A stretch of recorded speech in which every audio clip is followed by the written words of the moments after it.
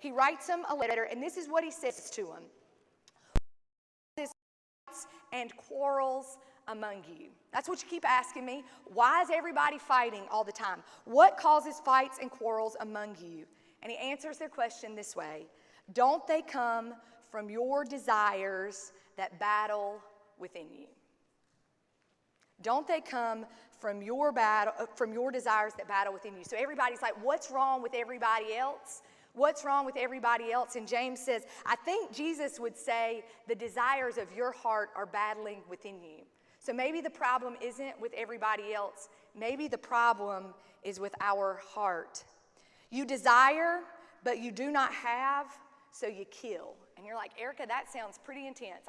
That's not what I'm thinking. But what things have you been willing to destroy in order to be right and let your desire win the day? You desire, but you do not have, so you kill or you destroy. You covet, but you cannot get what you want, so you quarrel and fight. You do not have because you do not ask God. You want peace and joy and understanding and patience in your relationships. Have you asked God about that? You do not have because you do not ask God. Listen, and when you ask, you don't receive because you ask with wrong motives, that you may spend what you get on your pleasures. I was like, God, that sounds like my prayer life this week, right? Like, if you would just make this person do what I want them to do, everything would be okay. And the answer to that question is the anger, the quarrels, the fights, the hostility in our world comes from a desire that battles within us. It's the same thing we talked about last week. Why is it so hard to forgive people? Why, when I'm carrying these grudges and this toxic mess around, why am I spilling this sort of toxic mess on people around me? It's because of what's in your heart. It's because of what's inside of you. And so this morning, right now, I want you to think about your own desires. What does your heart really desire? What does your heart really desire? Because the desires of our heart is causing a lot of us to fight. How many of us want answers, but we don't want to take the time to understand the problem? How many of us just want the quick fix and to get to the answer and get to the end of the road, but we don't quite understand the problem? This is exactly what James says. You want the answers, so you fight and quarrel, but that's not how we're going to get to the answers. First, we have to understand the problem, and the problem is with our hearts. The problem is with our hearts. I read in Romans chapter 8. If you have your Bibles with me, we're going to read there. I shared in the message online earlier this morning the story of the Good Samaritan. But this week in my devotion time, I came into Romans. I was actually reading through Romans chapter 8 again. It's my favorite chapter in the entire Bible, if I'm honest. And sometimes when I'm having a hard week, I just sit down and I read Romans chapter 8. And when I feel like James, the words of the Bible were saying, pay attention to the desires of your heart. If you're angry and anxious and stressed and that's spilling out on everybody around you, and I had that kind of week this week, my anxiety and my stress and my anger, my rage, it was spilling out on everybody around me. Pay attention to the desires of your heart. I was listening to that, so I sat down and I read Romans chapter 8. And in verse 22, this is what Paul tells a bunch of people who are living in a world that feels a lot like ours right now. Things feel uncertain. Finances are uncertain. Disease is uncertain. The economy is uncertain. Education is uncertain. No one knows the right answers, but no one's taking the time to really understand the problem. They're just screaming their answers at each other. And Paul, who's had a complete and total conversion experience on this road to Damascus, he was living as a completely different human being, working his way up the corporate ladder, trying to put himself in a place of power and prestige, worried about his money and his power. He's living as that kind of person. He has this transformative experience on a road, and God says to him, you got to start living your life different. And Paul says, this is the way I've wanted to live my life all along anyway. And then God uses him to start new churches and start this new movement of God. And this is what he writes to people who find themselves just like Paul, longing for things in the world that really matter. He says this to him: we know that the whole creation has been groaning as in the pain of childbirth right up to the present time. Our world is groaning, Paul says. You know anybody who's groaning lately? Are you groaning? Our creation is groaning in pain. They are longing for a new day. We are longing for something different. Paul says, this is your question, right? This is your question. All of us are groaning. For creation waits in eager expectation for the children of God to be revealed. The creation waits in eager expectation. There's a world out there who looks like they're groaning, but what's really happening is they are eagerly expecting for us to act like people who follow Jesus. They are eagerly expecting the children of God to be revealed. For the creation was subjected to frustration. The world is frustrated, not by its own choice. We have tried our best to control the world around us, and it is still frustrating. But by the will of the one who subjected it, in hope that the creation itself will be liberated from its bondage, freed from this frustration and chaos and turmoil and groaning to decay, and free from its bondage to decay and rotting, and brought into the freedom and glory that the children of God know about. We know that the whole creation has been groaning as in the pains of childbirth right up until the present time. Not only so, but we ourselves who have the first fruits of the Spirit groan inwardly. Even those of us who follow Jesus and know there's a different way, we even groan inwardly as we wait eagerly for our adoption to sonship, to the redemption of our bodies. We even, sometimes down here, we're like, God, we're frustrated. We're trying really hard to be patient and good and kind and gentle and all of those things, God. But we just want all of this to be redeemed, and we want it right now. We want it right now. We want the answer right now. For in this hope, we were saved. The answer, we know the answer, it's already saved us. Our hope for what Jesus is and can do, it's already saved us. You don't have to be frustrated and groaning anymore. You can live differently than that world out there because of it. For in this hope we were saved, but hope that is seen is no hope at all. If God gave us the full picture of what everything would be right now in this moment, and we saw it and could touch it and could taste it and could feel it, that's not hope, that's the reality. Who hopes for what they already have? But if we hope for what we do not yet have, we wait for it patiently. We don't get to the answer super quick. We wait for it patiently. We wrestle with the problem because we already know the answer, that God's going to redeem us. God's going to make it new.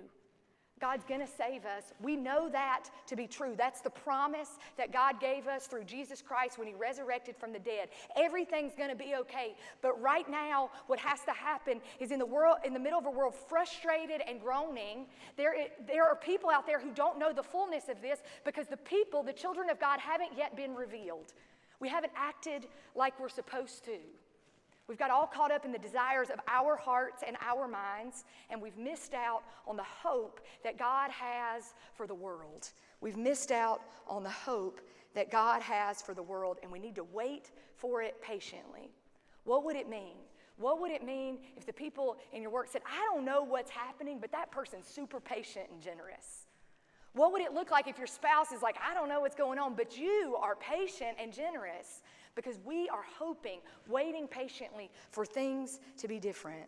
In verse 26, it says, in the same way, the Spirit helps us in our weakness. You aren't going to get it right all the time. In the same way, the Spirit helps us in our weakness. We do not know what we ought to pray for. We don't even know what we're asking for yet. But the Spirit himself intercedes for us through wordless groans. If anybody has caught themselves just screaming out to God this week, I don't even have words for it, I'm just tired, I don't know what to say. The Spirit understands our wordless groans, and he who searches our hearts knows the mind of the Spirit, because the Spirit intercedes for God's people in accordance with the will of God. And I want you to listen to this. This is our hope. This is what we're working for. We know that in all things, God works for the good of those who love him, who have been called according to his purpose. It doesn't mean the circumstances are perfect right now. It doesn't mean you're not groaning. It doesn't mean the world's not frustrated. It means that God, in the midst of this, is working through you to work something good out, even if you can't feel it right now. That's our hope. That's the answer. We don't understand the problem always. God doesn't need you to understand any problem except your heart and your desires need to be on Him. And the answer is, there is hope. There is hope for a new day, a new creation that will be completely and totally redeemed and made new by a God who sent to us Jesus, who took on all that pain and rose above it to offer us a new way. And there's a world out there longing for it, eagerly waiting for us to reveal that plan to them. You're like, I don't see it. I need a sign, God. You don't hope for what you have seen already. You hope for that which you haven't seen, but that you felt. Those cold chills you feel, that ache in your bones for the new day God is creating, that's what we hope for, and that's what we spend our lives working for. What is that going to look like this week? So don't ask me, I love y'all, you can ask me this question, but don't ask the question anymore, why is everyone else so angry? When you start getting in that way of thinking, when you turn on the news and you're like, why is no one doing what they're supposed to? Instead, I want you to turn all that off. I want you to connect to God, and I want you to say, God, how can you use me as a beacon of hope? Turn your question around. Quit asking for the answer. Quit asking for complete understanding of the problem, and instead say, God, how can you use me as a beacon of hope in the world? How can you use me as a beacon of hope in the world? In 2013, and this happens in small ways. That doesn't mean you're going to go out there, there's going to be a fireworks display, and it's going to be like Russell has figured out how to reveal God's hope to the world in the way that he acts. It is in small, everyday acts that we begin to do this.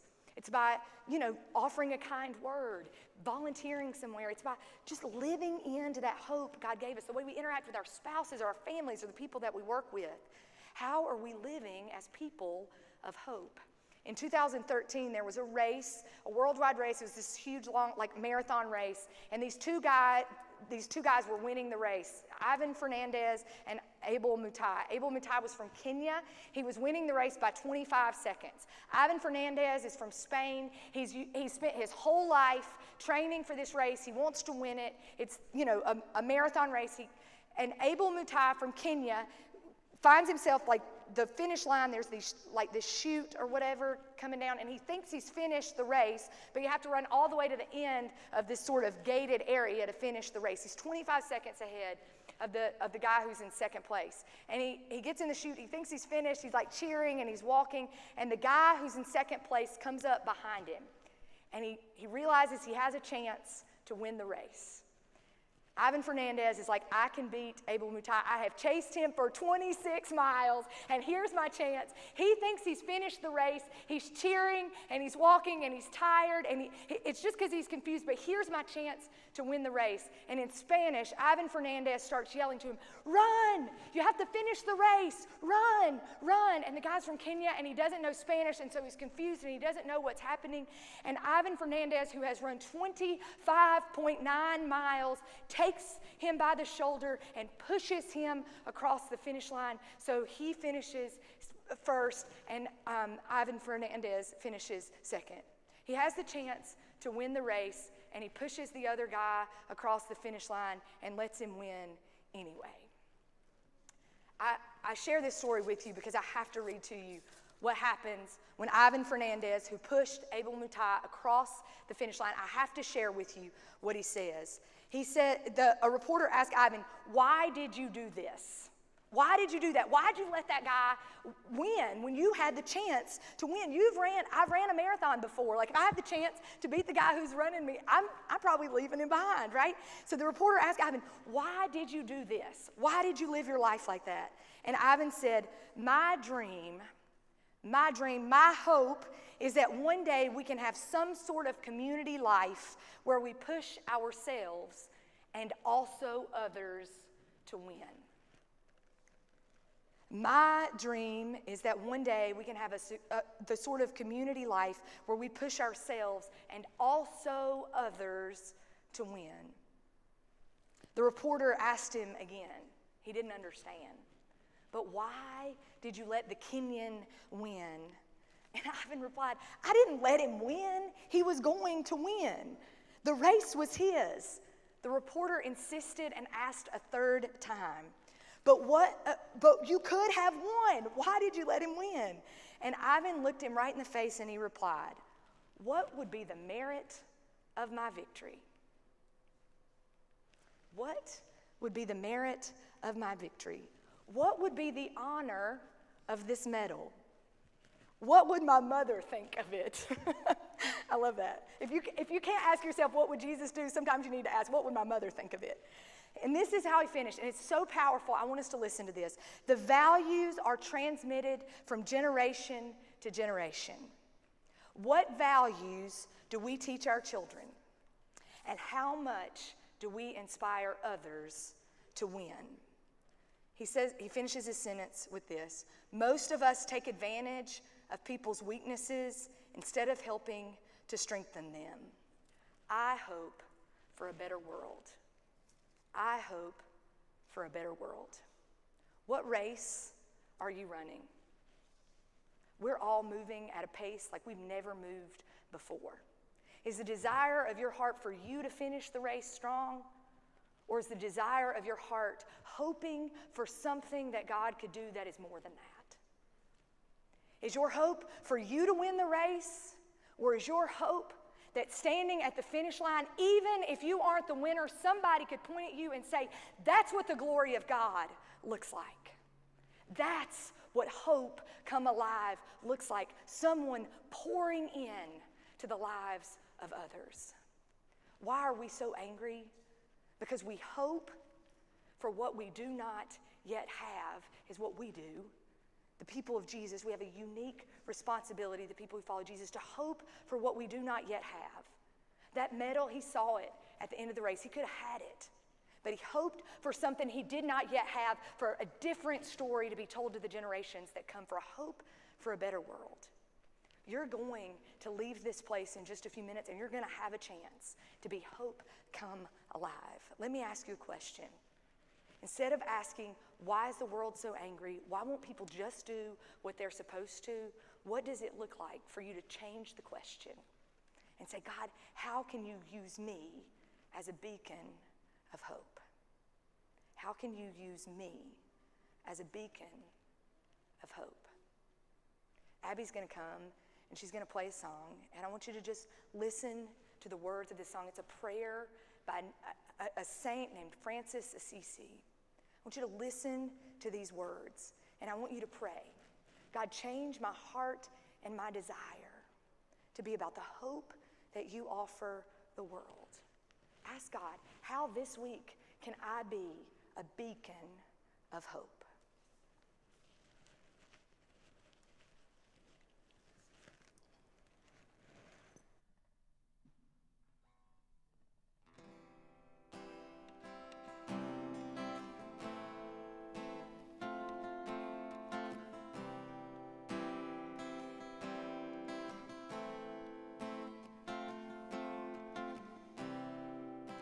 Make me an instrument of peace.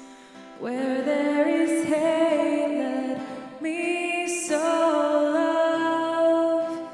Where there is hurt, let me bring your healing.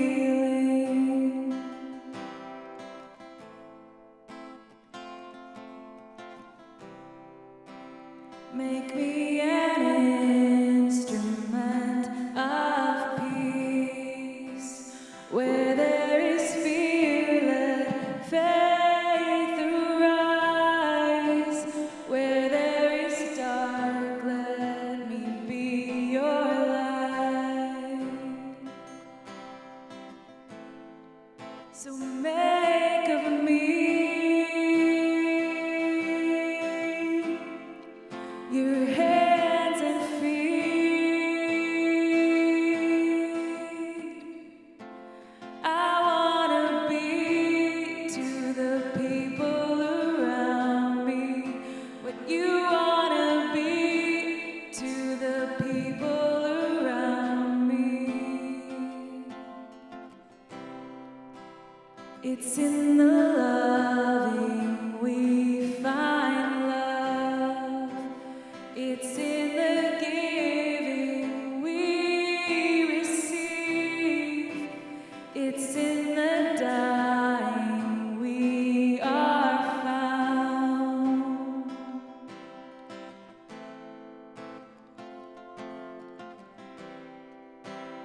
It's in the loving we find love.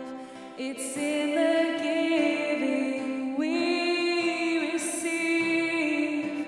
It's in the dying we are found, found, found. So make of me your hands and feet. I wanna be to the people around me what you wanna be to the people around me.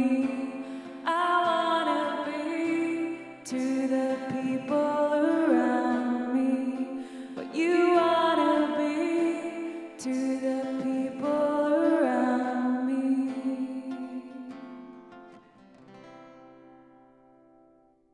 Each week here at Horizon, we take a moment to just have communion. On the night before Jesus gave himself up for us, do y'all have communion? Yes, oh, awesome. Sorry. On the night before Jesus gave himself up for us, he took bread. And he gave thanks to God for the bread, and then he shared the bread with his disciples, his closest friends and family, who had spent 3 years following him and watching him, listening to that Sermon on the Mount that he preached, taking in the words that he said, watching the moves that he made, the people he cared about, watching how this man who revealed the glory of God to the world, they watched what he did, and they loved him. And they wanted to be a part of what it was he was doing and offering to the world. And he gathered in an upper room with them to have dinner. On the night before he would go to the cross, and he took bread in that dinner, and he gave thanks to God for the bread, and he broke the bread, and he shared it with his disciples and his friends, and he said, "This is my body, given for you, that you may know wholeness." In a world that's broken and angry, hostile and divided, I want you to know that I have come, and what I'm about to do tomorrow will make way for the world to know and feel and experience wholeness. So go ahead and eat that bread and know this is the body of Jesus, that you may know wholeness. After the dinner was over, they were, sitting around, and Jesus took a glass of wine. We're going to have juice this morning, but he gave thanks to God for the wine. And he shared it with his disciples, his closest friends and followers, even those who would betray him. There was even division in the room that he was meeting in with these guys. And he shared the cup of wine with them, and he said, "This is my blood, given to you and to the whole world for the forgiveness of sins. For all the ways you contribute to divisiveness, for all the ways you run after the desires of your hearts and you don't hope for what it is that I have to offer, for all of those things, you are forgiven." So go ahead, drink this juice, and know, because of Jesus, you are forgiven and you are free. You are free to live by a new purpose, a God-given purpose. To be people who offer connection in a world that's fragmented. To be people who offer impact in a world where people just kind of expect and live in mediocrity. We are people who are generous in a world that expects us to offer something different. Because Jesus says, because you are whole and forgiven, you can offer something that the world has not yet seen, my glory. So as you leave today, I want you to think about the ways that you can be children of God who are revealing God's glory to the world. Amen.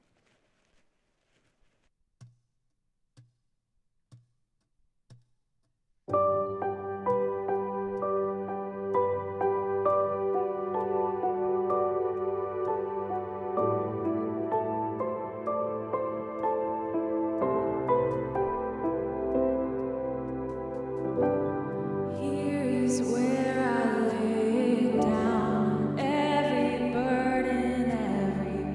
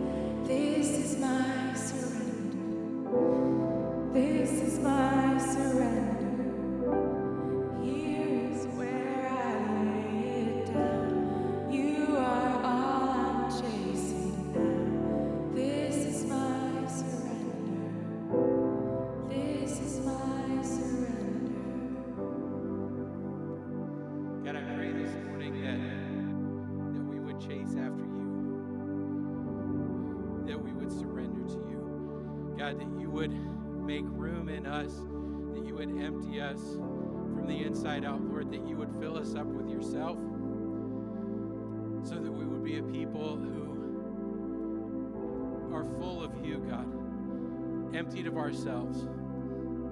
Lord, that our words, that our actions, that it would be so plainly visible that it's not us, that it's you, God, that people would know and they would say, what do they have? I want that, God. And I just pray that you would make room in us for you, Lord, that when people see us, that they would see you, and that you would be reflected in us. God, we love you so much this morning.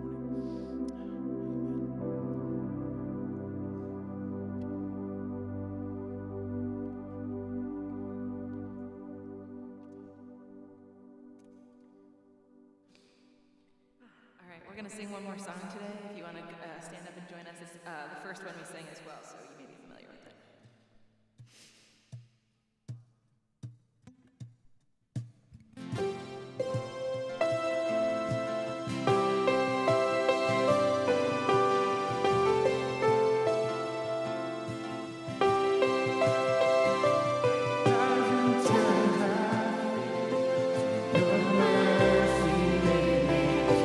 Should I stand alive? I'm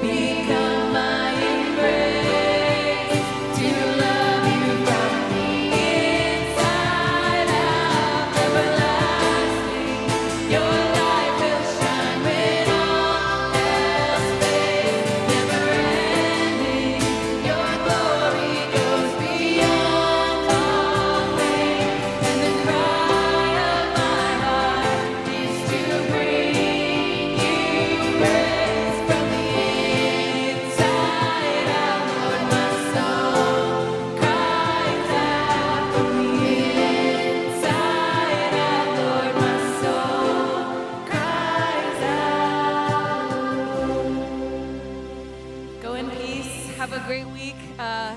Go forth, shine light, and ignite change. Bye, everyone.